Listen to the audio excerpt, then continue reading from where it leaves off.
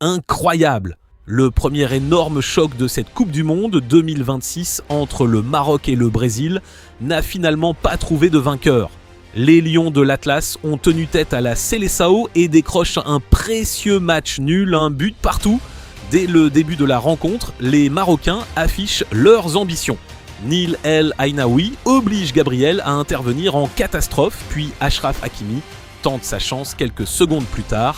Le Brésil, lui, semble bousculé et peine à entrer dans son match. La réaction brésilienne arrive finalement au quart d'heure de jeu, mais Thiago manque complètement sa reprise.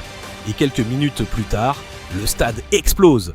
Sur une ouverture exceptionnelle de Brahim Diaz, Ez Abdé Saibari se retrouve seul face à Alisson et réalise un lob magnifique pour donner l'avantage au Maroc. Un but superbe qui fait chavirer les supporters marocains présents en nombre au MetLife Stadium. Mais quand le Brésil est en difficulté, il peut toujours compter sur ses stars. Totalement dominé, la Seleção revient grâce à Vinicius Junior. Le Brésilien élimine El Ainaoui, repique dans l'axe et déclenche une frappe puissante du pied droit qui ne laisse aucune chance à Bounou. Un partout, tout est à refaire.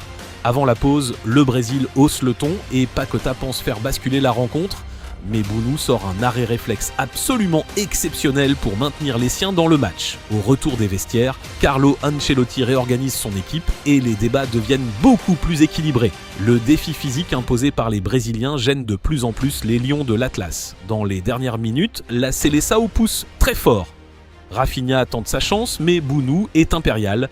Le gardien marocain réalise ensuite plusieurs interventions décisives, dont un incroyable double arrêt dans le temps additionnel. Et alors que tout le monde pense que le score ne bougera plus, Nil El Ainaoui tente sa chance de loin dans les dernières secondes, mais Alisson reste vigilant.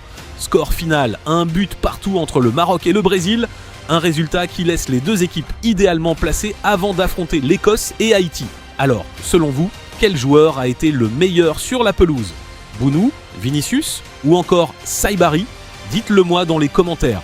Et si vous voulez suivre toute l'actualité de la Coupe du Monde 2026, n'oubliez pas de vous abonner pour ne rien manquer.